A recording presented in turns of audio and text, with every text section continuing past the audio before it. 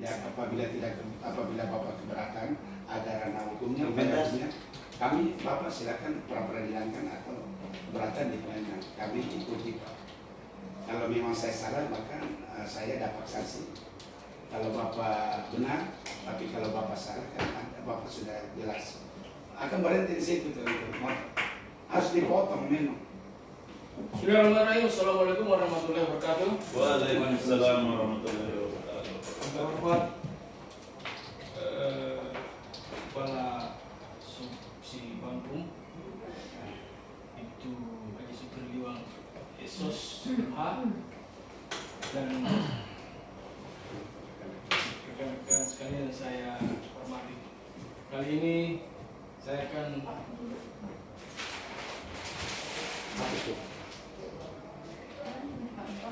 membahas tentang hukum acara terkait dengan tugas kita di seksi hukum, yaitu masalah hukum acara pra-peradilan.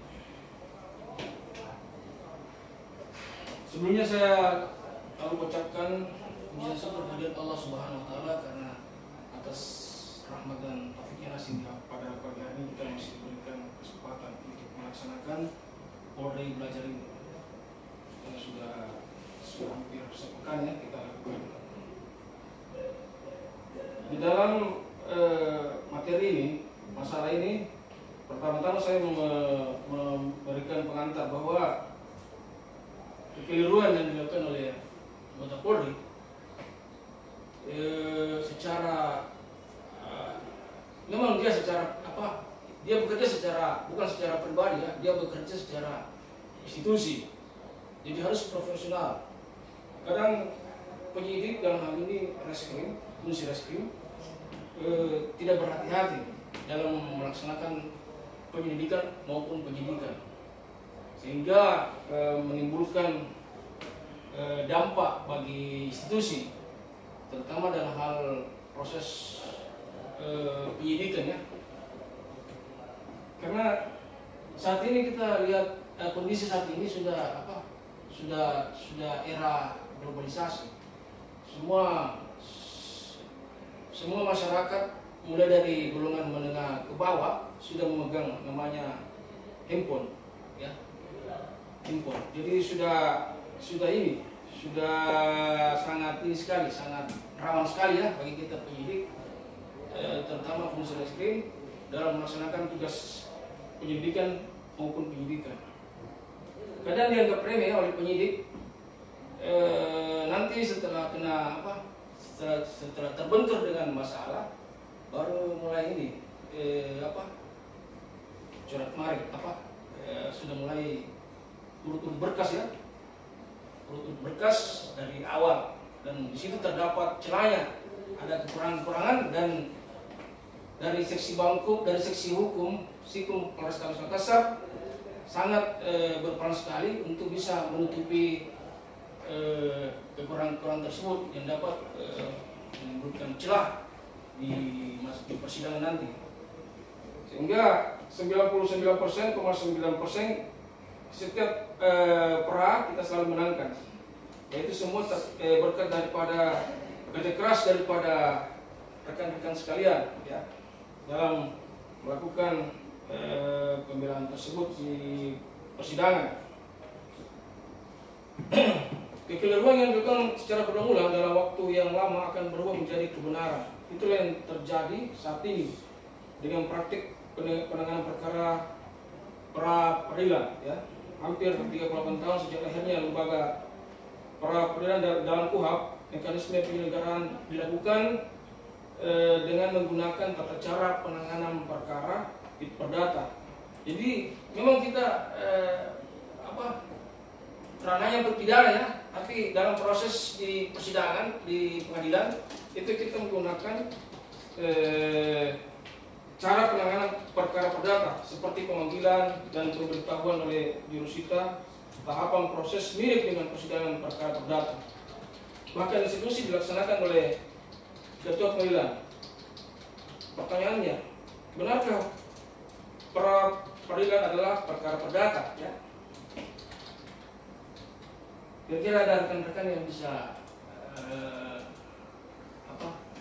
memberikan komentar mengenai pertanyaan ini. Benarkah pra peradilan adalah perkara perdata? Kira-kira ada rekan-rekan yang bisa memberikan komentar penjelasan?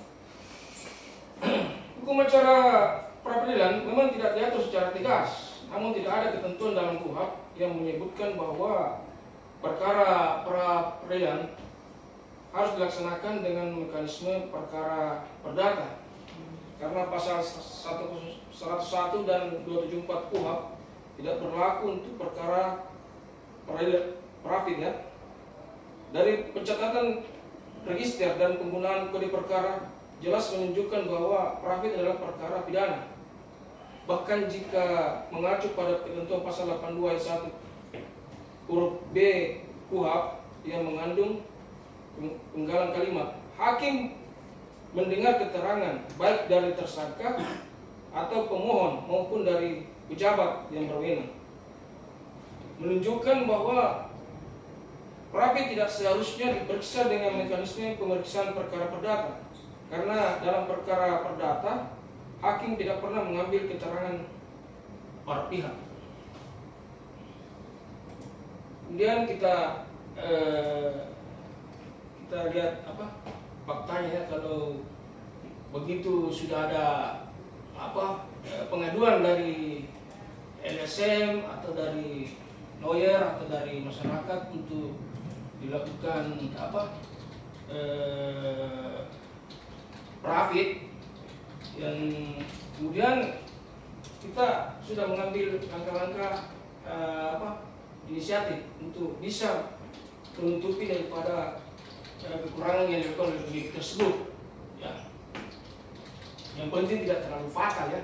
Misalnya dalam proses penangkapan ya, harus jelas di situ namanya, harus jelas di situ nama yang mau ditangkap ya, harus sesuai dengan identitas daripada tersangka tersebut.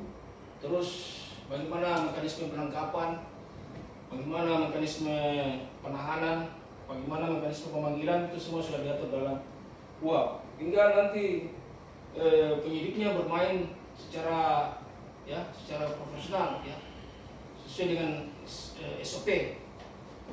Kalau sudah sesuai dengan SOP ya kita sudah maksimal ya. Ya kalau memang ada komplain atau ada pengaduan dari masyarakat ya kita bisa memberikan jawaban sesuai dengan tindakan dan langkah-langkah yang telah kita lakukan dalam proses penyelidikan maupun penyidikan. Ya itulah kita maklumi bahwa dalam dunia era globalisasi saat ini polisi semakin diuji ya. Ada yang tidak suka dan ada yang suka ya. Pasti itu, sudah pasti itu. Karena dalam proses penanganan perkara ada dua pihak ya yang bersengketa antara pelapor dengan terlapor, hingga kita harus bisa lincah, kita harus bisa membawa diri supaya jangan sampai kita jadi korban. Yang tadinya pelapor melaporkan kasusnya, malah kita bikin kasus baru kita yang dilaporkan. Sekarang memang ya dalam proses antara terlapor itu pasti berusaha mencari celah ya, bagaimana mencari kekurangan daripada penyidik yang bisa dia laporkan, sehingga kita harus profesional betul dalam melakukan proses penyidikan maupun penyidikan. Saya kira itu saja yang perlu saya sampaikan terkait dengan perafid ini, materi perafid ini. Siapa tahu ada rekan-rekan yang mau memberikan saran atau komentar atau petunjuk terkait dengan materi ini. Saya persilakan mungkin dari Kasubsi Bangkum maupun dari Bangkum dan ini Ormin Sikum dan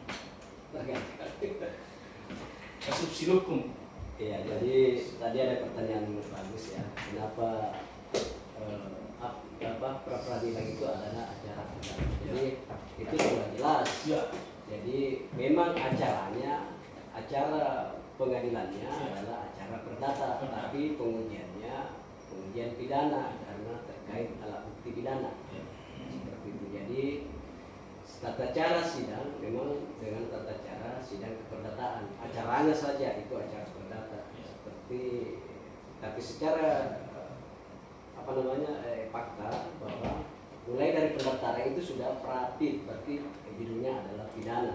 Tapi tata cara persidangannya melalui acara keperdataan dan acaranya sangat cepat. 7 hari saja. Hanya 7 hari atau hakim boleh menambah tergantung hakim masih menentukan sesuatu. Kalau diatur di undang-undangnya 7 kali, 7 hari. 7 hari. Tetap lagi kembali ke kewenangan hakim. Saya kira itu Pak. Terima kasih. Oke, jadi memang situasi dan kondisi saat ini memang sangat kritis sekali, masyarakat sudah sangat kritis. Jangan kita penyidik hakim saja diprotes ya, diprotes mekanisme kinerjanya. Kenapa interval waktunya sangat lama ya? Yang baru kita dampingi di Polsek Rapoci itu, tapi kita menangkan juga ya, karena kerja keras dari rekan-rekan semua, sinergitas. Ya, itu yang dipertanyakan oleh lawyernya dari pihak pemohon, kenapa lama sekali jeda waktunya, sehingga ini kesannya bahwa ada keberpihakan ya, ada keberpihakan, tidak netral, sehingga hakim juga pada saat itu merasa kurang enak dengan adanya muncul di media online oleh Ibu Hakim Andi Nurwati. Kira itu saja yang perlu saya sampaikan terkait dengan gugatan Polda Pelajar ini. Ya, silakan Pak. Ya. Baik, terima kasih terkait dengan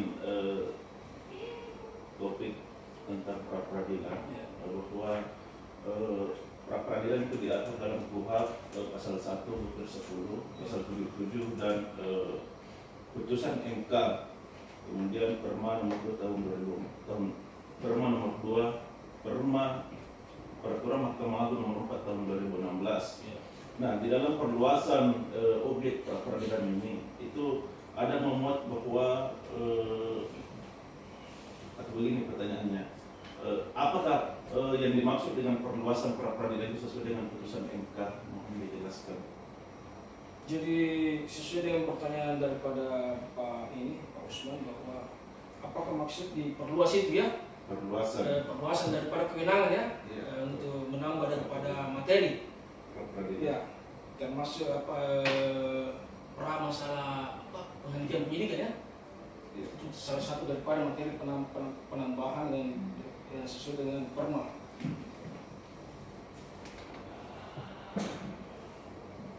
Mungkin dari rekan-rekan ada yang bisa membantu saya untuk menjelaskan kenapa sampai ada perluasan, apa maksud daripada perluasan materi peraturan tersebut, penambahan daripada tercantum dalam KUHP, terus ada lagi penambahan dari putusan daripada Mahkamah Agung. Ada yang bisa bantu Pak?